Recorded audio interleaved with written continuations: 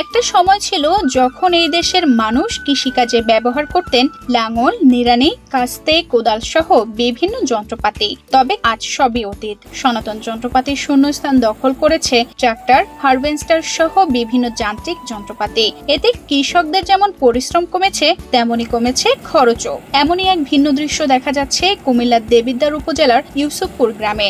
হাতের থেকে মেশিন এইবার ধান আল্লাহ দিলে ভালোই হয়েছে। কাটানি খরচ এখনো এইবার যারা হাতে করছে তারা এইবার 7,000 টাকা নিছে একটা। আর এবার তো আমরা 7,000 লাগে না, হয়তো মনে 85 টাকা শতক এবার সে লেগে যেতেছে। এই বছরে 102 করছি, এই 102 ধান তার চেয়ে 3 গুণ বেশি ফলন হয়েছে। ইউসুফপুর গ্রামের মাঠে মেশিনের গড়গড় শব্দ তুলে ধান কাটা হচ্ছে।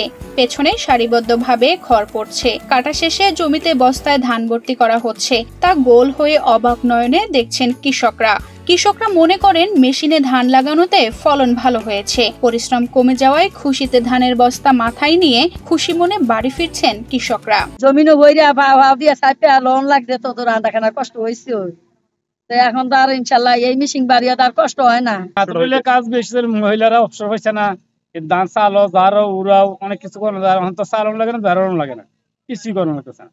মূলত দুটি উদ্দেশ্য নিয়ে সমলয় চাষাবাদের ব্লক প্রদর্শনটি বাস্তবায়নের উদ্দেশ্য নিয়ে কাজ করা হচ্ছে বলে জানিয়েছেন কৃষি অফিস।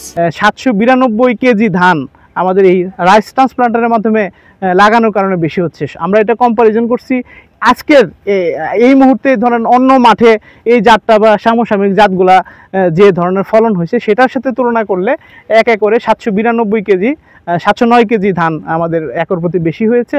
উপজেলা নির্বাহী অফিসার মোহাম্মদ আবু হাসনাত খান জানান, সমলয় চাষাবাদের ফলে কৃষকদের পরিশ্রম, সময়, অর্থ সাশ্রয় হয়। অন্যদিকে ফলন বৃদ্ধি পায়। আগামীতে কৃষকদের উন্নয়নের সকল কার্যক্রমে আমরা সার্বিক সহযোগিতা করব।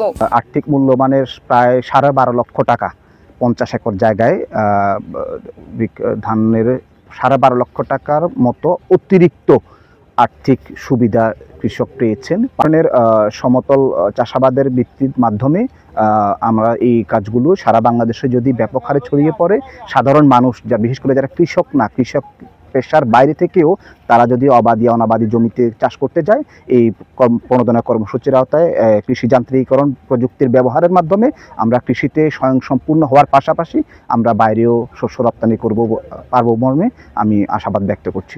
ধান তোলার মৌসুমে বাড়ির নারীদের কষ্টের শেষ থাকে না। ধান মাড়াইতে দিনরাত এক করে ফেলতে হয়।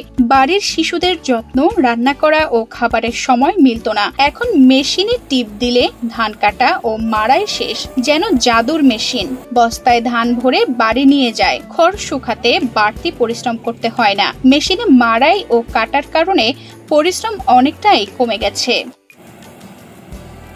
তানজিদা রহমান, ইনায়া, বাংলাদেশ প্রতিদিন।